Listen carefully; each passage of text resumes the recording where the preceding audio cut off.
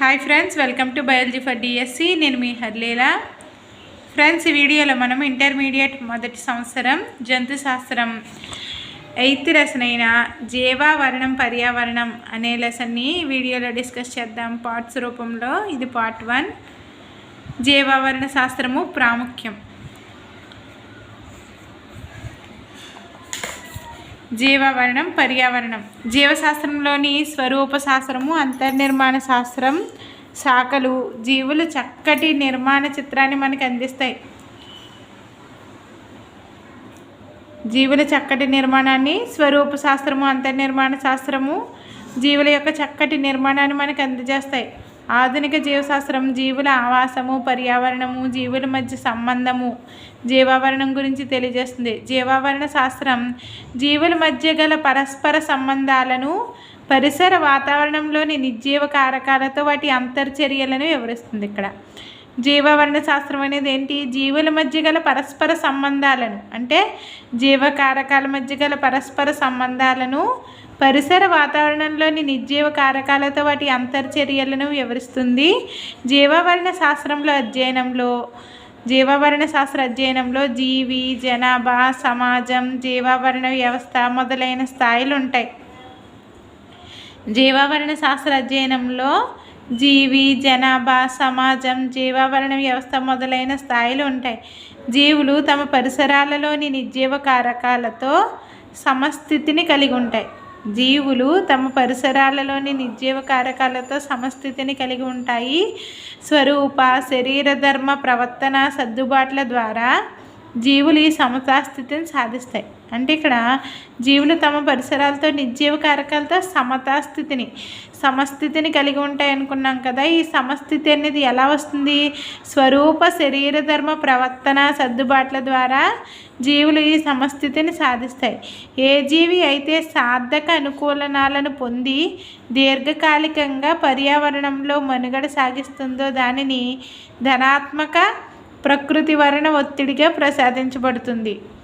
ఏ జీవి అయితే సాధక అనుకూలనాలను పొంది దీర్ఘకాలికంగా పర్యావరణంలో మనుగడ సాగిస్తుందో దానికి ఏముంటుంది? ధనాత్మక ప్రకృతి వరణ ఒత్తిడి. అంటే ఆ జీవికి ధనాత్మక ప్రకృతి వరణ ఒత్తిడి అనేది ప్రసాదించబడుతుంది. ఈ విధమైన పర్యావరణ అనుకూలనాలే జాతుల ఉత్పత్తిలో ప్రధాన పాత్ర వహిస్తాయి. అంటే ఇక్కడ ధనాత్మక ప్రకృతి వరణ ఒత్తిడి కలిగి ఉండడం అనేది ఒక కొత్తగా జాతుల ఉత్పత్తిలో పాత్ర వహిస్తుంది అనమాట. అంటే అలాగే ధనాత్మక ప్రకృతి వరణ ఒత్తిడి కలిగిన జీవులు కొత్త జాతుల్ని ఏర్పరిచే అవకాశం ఉందన్నమాట. అందుకని ఈ విధమైన పర్యావరణ అనుకూలనాలు ఏమవుతాయి? జాతుల ఉత్పత్తిలో ప్రధాన పాత్ర వహిస్తాయి.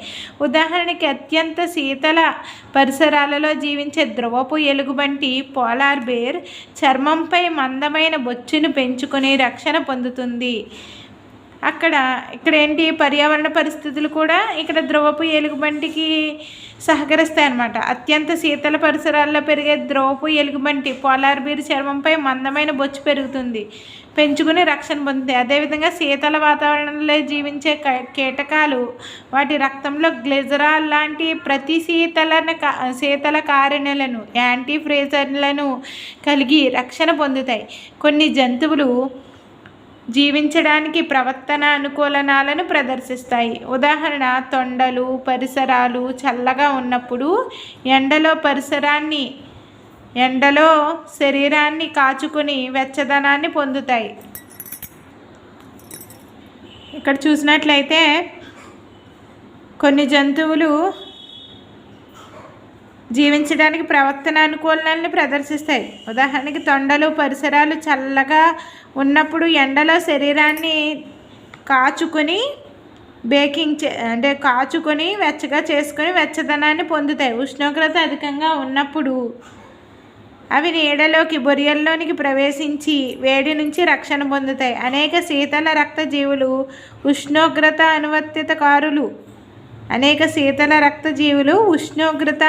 అనువర్తితకారులు. అవి పరిసరాల ఉష్ణోగ్రతలకు అనుగుణంగా టెంపరేచర్ కన్ఫర్మర్స్ అన్నమాట. కొన్ని శీతల రక్త జీవులు ఉష్ణోగ్రత అనువర్తితకారులు, టెంపరేచర్ కన్ఫర్మర్స్. అవి పరిసరాల ఉష్ణోగ్రతలకు అనుగుణంగా శరీర ఉష్ణోగ్రతను మార్చుకుంటాయి.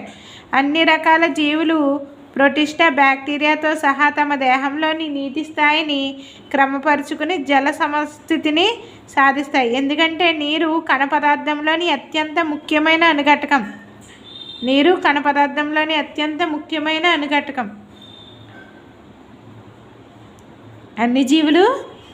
అన్ని రకాల జీవులు ప్రోటిస్టా బ్యాక్టీరియాతో సహా తమ దేహంలోని నీటి స్థాయిని క్రమపరుచుకొని అన్ని జీవులు ఏం ప్రదర్శిస్తున్నాయి? జల సమస్థితిని సాధిస్తాయి. వాటర్ హోమోస్టాసిస్ని సాధిస్తాయి.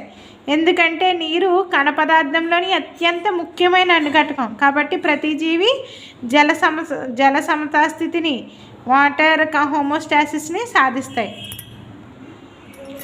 నెక్స్ట్, ప్రముఖ జంతు పర్యావరణ శాస్త్రవేత్త ఓడమ్ జీవి స్థానాన్ని దాని విధిని కింద సారూప్యంతో పోల్చాడు. ఎవరు? ఓడమ్ జీవి స్థానాన్ని దాని విధిని కింద సారూప్యంతో పోల్చాడు. ఒక జీవి ఆవాసం దాని విలాసం అయితే ఆ జీవి పర్యావరణ పాత్ర లేదా విధి నిచే దాని వృత్తి అవుతుంది. ప్రముఖ జంతు పర్యావరణ శాస్త్రవేత్త ఓడమ్ జీవి స్థానాన్ని దాని విధిని కింద సారూప్యంతో పోల్చారు. ఒక జీవి ఆవాసం దాని విలాసం అయితే ఆ జీవి పర్యావరణ పాత్ర లేదా విధి దాని వృత్తి అవుతుంది. నిచి అనేది దాని వృత్తి అవుతుంది. ఒక జీవి యొక్క ఆవాసం అనేది దాని విలాసం అయితే ఆ జీవి పర్యావరణ పాత్ర లేదా విధి అనేది నిచి అనేది దాని వృత్తి అవుతుంది అని ఓడమ్ చెప్పారనమాట. ఓడమ్ దాని జీవి యొక్క స్థానాన్ని దాని విధిని ఇలా సారూప్యంగా చెప్పారనమాట. ఒక జీవి యొక్క ఆవాసం దాని విలాసం అయితే ఆ జీవి పర్యావరణ పాత్ర లేదా విధి అనేది నిచే దాని యొక్క వృత్తి అవుతుందని ఇలాగా పోల్చారనమాట. ఎవరు? ఓడమ్. నెక్స్ట్ పాయింట్, భూమిపై జీవనాధారానికి 2 అంశాలు అనివార్యమైనవిగా పేర్కొనవలసి ఉంటుంది. అవి పదార్థాల ప్రసరణ, శక్తి ప్రసరణ. భూమిపై జీవనాధారానికి 2 అంశాలు అనివార్యమైనవిగా పేర్కొనవలసి ఉంటుంది. అవి పదార్థాల ప్రసరణ, శక్తి ప్రసరణ. భూమిపై జీవనాధారానికి 2 అంశాలు అనివార్యం, ఇంపార్టెంట్. అవేంటి? పదార్థాల ప్రసరణ, శక్తి ప్రసరణ. ఫస్ట్ పదార్థాల ప్రసరణ విషయానికి వస్తే మెటీరియల్ ఫ్లో, జీవ భౌమ రసాయనిక వలయాలు, ఈ జియో కెమికల్ సైకిల్స్ ఉన్నాయి కదా, అవి జీవ భౌమ రసాయనిక వలయాలు అంటే ఏంటంటే nitrogen cycle, oxygen cycle, carbon cycle అలా ఉన్నాయి కదా, అవి జీవ భౌమ రసాయనిక వలయాలు. జియో కెమికల్ సైకిల్స్ ద్వారా జీవులు వివిధ రకాల పోషకాలను, ఖనిజాలను గ్రహించి వృద్ధి చెంది తిరిగి వాటిని ప్రకృతిలోకి ఇతర జీవుల ద్వారా పునశ్చక్రీయం గావించడానికి విడుదల చేస్తాయి. అంటే జీవానికి అవసరమైన పదార్థాలు ప్రకృతిలో లభ్యమై తిరిగి ప్రకృతిని చేరుకుంటాయి. దీన్నే ప్రకృతి ప్రాథమిక సూత్రం, నేచర్స్ ఫండమెంటల్ ప్రిన్సిపల్ అంటారు. నేచర్స్ ఫండమెంటల్ ప్రిన్సిపల్స్ అంటారు. నెక్స్ట్, శక్తి ప్రసరణ, ఎనర్జీ ఫ్లో. జీవుల మనుగడలో సౌరశక్తి ప్రధాన పాత్ర వహిస్తుంది. ఇది ఒక జీవి నుంచి మరొక జీవికి ఏకదిశలో ప్రసరించి వాటి పెరుగుదల, అభివృద్ధికి తోడ్పడుతుంది. ఫస్ట్ది ఏమనుకున్నాం? పదార్థాల ప్రసరణ అనుకున్నాం. పదార్థాల ప్రసరణ అంటే ఏంటి? జియో కెమికల్ సైకిల్స్ అనుకున్నాం. ఆ సైకిల్స్ ద్వారా జీవానికి అవసరమైన పదార్థాలు ప్రకృతిలో లభ్యమై తిరిగి మళ్ళీ ప్రకృతిని చేరుకుంటే దీన్నే ప్రకృతి ప్రాథమిక సూత్రం అంటారు. దీన్నే మనం ఏమంటున్నాం? ప్రకృతి ప్రాథమిక సూత్రం అంటారు. నేచర్స్ ఫండమెంటల్ ప్రిన్సిపల్స్ అంటారు. నెక్స్ట్ ఏంటి? శక్తి ప్రసరణ, ఎనర్జీ ఫ్లో. ఇక్కడ శక్తి ప్రసరణ విషయానికి వస్తే ఏంటంటే జీవుల మనుగడలో సౌరశక్తి ప్రధాన పాత్ర వహిస్తుంది. ఇక్కడ శక్తి ప్రసరణలో సౌరశక్తి ఇది ఒక జీవి నుంచి మరొక జీవికి ఏకదిశలో ప్రసరించి వాటి పెరుగుదల, అభివృద్ధికి తోడ్పడుతుంది. ఒక జీవి నుంచి మరొక జీవికి శక్తి ప్రసరణ ఏకదిశలో ప్రసరించి వాటి పెరుగుదల, అభివృద్ధికి తోడ్పడుతుంది. నెక్స్ట్, ప్రకృతి పరిరక్షణ అత్యంత అవసరం. ఇది ప్రతి మానవుడి బాధ్యత. ప్రకృతి పరిరక్షణ అత్యంత అవసరం, ఇది ప్రతి మానవుడి బాధ్యత. ఈ భావననే పర్యావరణవేత్తలు రియో డి జనీరియోలో జరిగిన భూశిఖరాగ్ర సమావేశంలో ప్రతిపాదించారు. ఈ సమావేశంలో మానవాళికి భౌగోళికంగా ఆలోచించండి, స్థానికంగా స్పందించండి అనే పిలుపునిచ్చారు. ఇక్కడ ప్రకృతి పరిరక్షణ అత్యంత అవసరం, ఇది ప్రతి మానవుడి బాధ్యత. ఈ భావననే పర్యావరణవేత్తలు రియో డి జనీరియోలో జరిగిన భూశిఖరాగ్ర సమావేశంలో ప్రతిపాదించారు. ఈ సమావేశంలో మానవాళికి భౌగోళికంగా ఆలోచించండి, స్థానికంగా స్పందించండి, think think globally and act locally అనే పిలుపునిచ్చారు. నెక్స్ట్, జీవులకు పరిసరాలకు జీవులకు మధ్య గల సంబంధంలో ఒక అంతర్గత అనుక్రమ వ్యవస్థ కనబడుతుంది. జీవులకి పరిసరాలకి మధ్య సంబంధంలో ఒక అంతర్గత అనుక్రమ వ్యవస్థ కనబడుతుంది. అంతర్గత అనుక్రమ వ్యవస్థ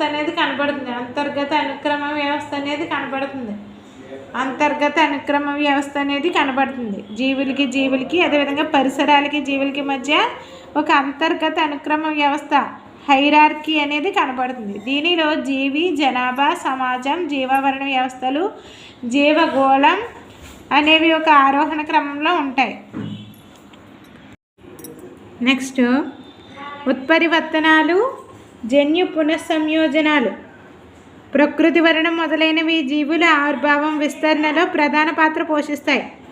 ఉత్పరివర్తనాలు, జన్యు పునఃసంయోజనాలు, ప్రకృతి వర్ణం మొదలైనవి జీవుల ఆవిర్భావం విస్తరణలో ప్రధాన పాత్ర పోషిస్తాయి. ఉత్పరివర్తనాలు, జన్యు పునఃసంయోజనాలు, ప్రకృతి వర్ణం మొదలైనవన్నీ జీవుల ఆవిర్భావం విస్తరణలో ప్రధాన పాత్ర పోషిస్తాయి. ఆధునిక మానవుడి ఆవిర్భావం వలన జీవుల విస్తరణ జీవావరణ వ్యవస్థలో ప్రభావితమైంది.